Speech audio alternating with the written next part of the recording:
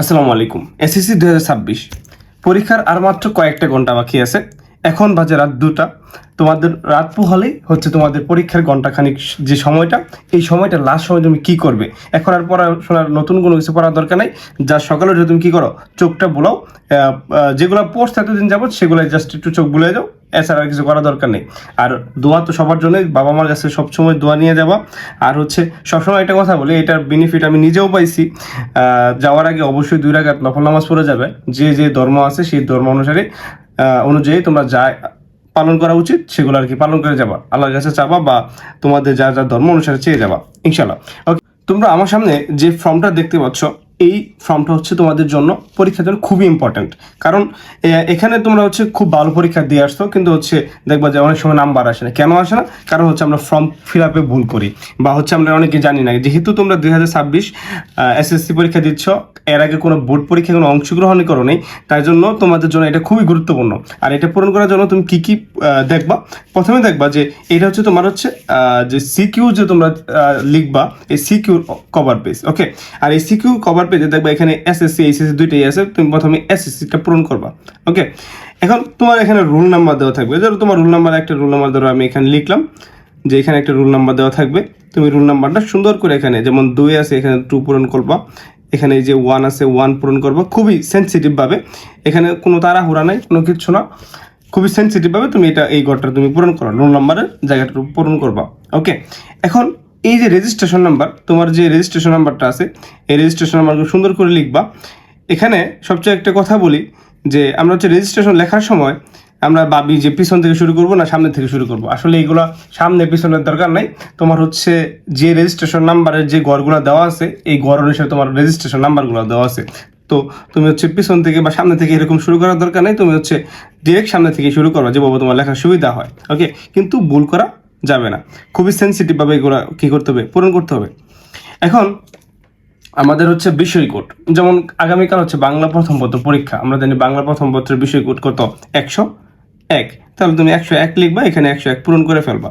ওকে, এইটুকু হচ্ছে তোমার প্রথম যে দাপের, এই দাপের কাজগুলো, এটা হচ্ছে প্রথম দাপের কাজ। ওকে, এখন তুমি যখন পরীক্ষা দিচ্ছ তখন হচ্ছে তোমার কাছে একটা তোমার হচ্ছে ওএমআর আছে, দুটো ওএমআর থাকবে। একটা হচ্ছে এমসিকিউর জন্য, আর একটা হচ্ছে কি এই সিকিউর জন্য। এখন তোমাদের এমসিকিউ তো আগে দেওয়া হবে, ওএমআরটা আগে দেওয়া হবে। এই যে তোমার হচ্ছে এমসিকিউ যে ওএমআর, এখানে তোমার কি কি লিখতে হবে? রুল নাম্বার লিখতে হবে। তুমি রুল নাম্বার দিবা, ধরো একটা রুল নাম্বার দিবা তুমি এখানে, ধরো তোমার রোল নাম্বারটা তুমি দিবে। হ্যাঁ, এখন তো আমি তোমাদের জাস্ট বোঝাচ্ছি। ধরো এখানে 2 আছে, 2 পূরণ করবা।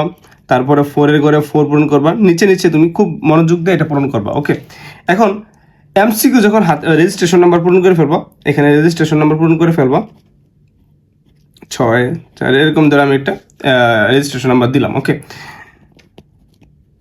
এরকম রেজিস্ট্রেশন নাম্বার দিলাম। তোমরা তোমাদের রেজিস্ট্রেশন কার্ড অনুযায়ী দেখে দেখে সুন্দর করে পূরণ করবা। ওকে, তাহলে এটা পূরণ করলাম। এখানে যে বিষয় কোড, স্যার বিষয় কোড হচ্ছে আগামীকাল 101 বাংলা প্রথম পত্র পরীক্ষা। তাহলে তুমি এখানে কি লিখবা? বিষয় কোডটা লিখবা। ওকে, পরে বিষয় কোডটা পূরণ করে ফেলবা। এই যে বিষয় কোডটা পূরণ করে ফেললাম। আচ্ছা, এখন কথা হচ্ছে তুমি যখন প্রশ্ন পাবা, প্রশ্ন পাওয়ার পর দেখবা তোমার ওখানে উপরে লেখা থাকবে কসেট না খসেট না গসেট, যে কোনো একটা সেট লেখা থাকবে। তুমি প্রথমে কি করবা? ধরো এখানে আমার এখানে কসেট পেলাম আমি, তাহলে কসেটটা সঙ্গে সঙ্গে পূরণ করে ফেলবা। ঠিক আছে, এখন তুমি এমসিকিউ খুব ভালো দিছো, তুমি সেটই পূরণ করো নাই, তাহলে তোমার এমসিকিউ মার্ক কিন্তু আসবে না। ওকে, এখন সেটটাকে খুব পাওয়ার সঙ্গে সঙ্গে সেটটা পূরণ করবা। ওকে, এখন তোমার এক বন্ধু খ সেট পরীক্ষা দিচ্ছে, তুমি ক সেট পরীক্ষা দিচ্ছ, এখন তুমি তারটা দেখে দেখে লিখতেছো, বা যদি এরকম সুযোগ হয়ে যায় যে লিখে লিখতেছো, কিন্তু না, এরকম করা যাবে না। তোমরা হচ্ছে খুবই সেন্সিটিভ ভাবে, যদি কখনো যদি এরকম হয় যে তোমরা হচ্ছে দেখবা বা এরকম যার কাছে ক সেট আছে তার কাছে দেখতে পারো একমাত্র, তাহলে তোমার হচ্ছে উল্টো পাল্ট হবে না, হচ্ছে তুমি এক ধরনের বড় ধরনের একটা মারা খাই যেতে পারো আর কি। যাই হোক, এখানে তোমাদের কোনো কাজ নাই। এখানে হচ্ছে তারিখ, কক্ষ, পরিদর্শকের স্বাক্ষর, তোমাদের কোনো কাজ নেই। এগুলো হচ্ছে টিচারদের কাছে, টিচাররা তারা এখানে স্বাক্ষর পূরণ, তারিখ তারা সবকিছু করবে। ওকে, তুমি শুধু বিষয়ের নামটা লিখে দিবে এখানে, যে বাংলা প্রথম পত্র, বাংলা প্রথম, যেদিন যে পরীক্ষা ওই পরীক্ষার এটা লিখে দিবা। ওকে, এখন তোমার কাছে একটা অ্যাটেন্ডেন্স সিট আসবে। এমসিকিউ যখন শেষ মানে দিবা, তুমি দিতে থাকবা, তখন একটা অ্যাটেন্ডেন্স সিট আসবে, টিচার তোমাকে দিয়ে দিবে। এই যে এই অ্যাটেন্ডেন্স সিটটা যে আছে, এই যে এইটা হচ্ছে তোমার সেই অ্যাটেন্ডেন্স সিট। আর এই অ্যাটেন্ডেন্স শিটটা তুমি হচ্ছে দেখো, এখানে বাংলা প্রথম পত্র আছে, এখানে এমসিকিউ আর হচ্ছে সিকিউ লেখা। তুমি তখন এমসিকিউ পরীক্ষা দিচ্ছ, ধরো তোমার নাম হচ্ছে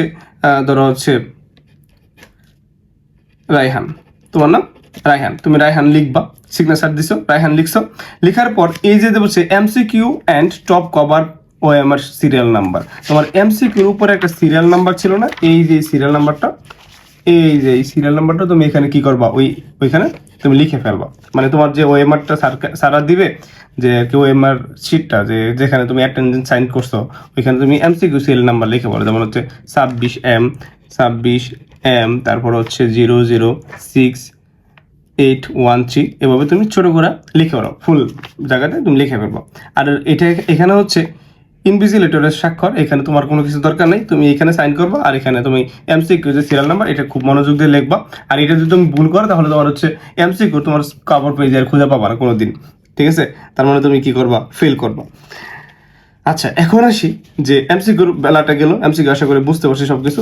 এখানে 2026 লিখবা, যেহেতু বাংলায় আছে বাংলাতে লিখবা 2026, এসএসসি এখানে একটু টিক চিহ্ন দিয়ে দিবা, ওকে।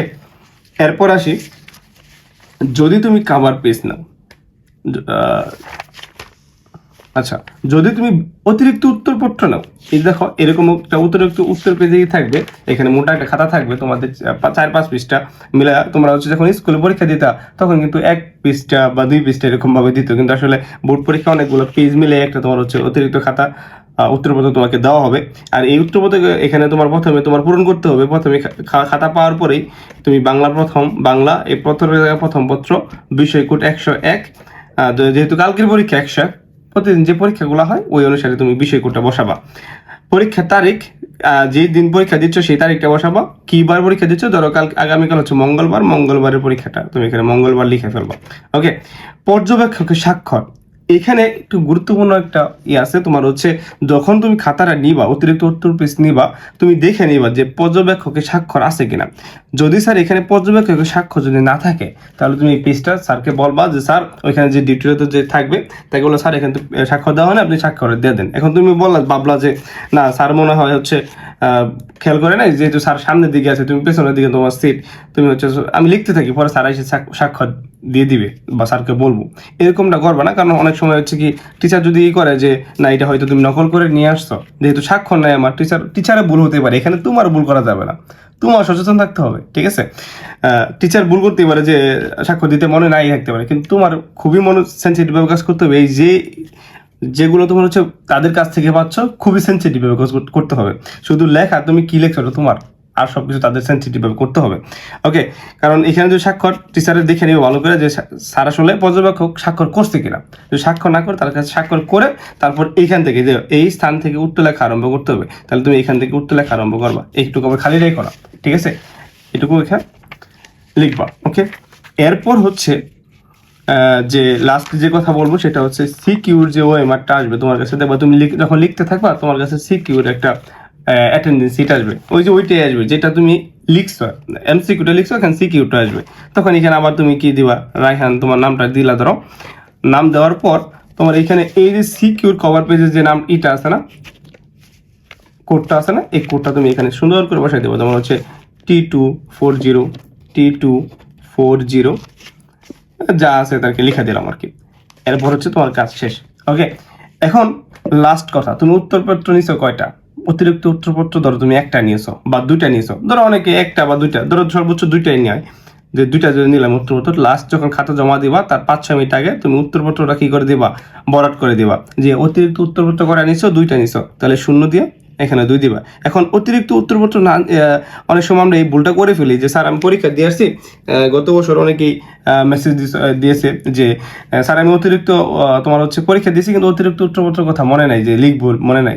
এটা হয় কি, অনেক সময় টিচারের নাম্বার দিয়ে দেয়, কিন্তু অনেক সময় যে তোমার খাতাটা হয়তো অনেকগুলো খাতার মাঝখানে থাকবে, হয়তো ছিঁড়ে গেল, তখন আর তোমার অতিরিক্ত উত্তর যখন এখানে লেখা নেই, টিচার আরো খুঁজবে না যে আসলে লেখা আছে কিনা। তুমি যখন এখানে 2 লিখে দিছো, টিচার আগে দেখবে যে 2টা অতিরিক্ত উত্তরপত্র আছে কিনা, ওকে। এই জন্য খুবই সেন্সিটিভ ভাবে এগুলো তুমি শেষ করে আসবা। লাস্ট সময়টা তোমার হচ্ছে যেটা বললাম যে যাওয়ার আগে অবশ্যই 2 রাকাত নফল নামাজ পড়ে যাওয়ার চেষ্টা করবা। আর হচ্ছে যার যে ধর্ম সেই ধর্ম অনুসারে উপরওয়ালার কাছে চাইবা। আর বাবা মা দোয়া হচ্ছে সবচেয়ে বড় দোয়া, তাদের কাছ থেকে দোয়া নিয়ে যাবা। তো সবাইকে বেস্ট অফ লাক, সুন্দরভাবে পরীক্ষা দিও। আর হচ্ছে অবশ্যই আমাদের এমএস সাকসেস একাডেমি পেজটা ফলো করে রাখবেন। সবাইকে ধন্যবাদ। আসসালামু আলাইকুম।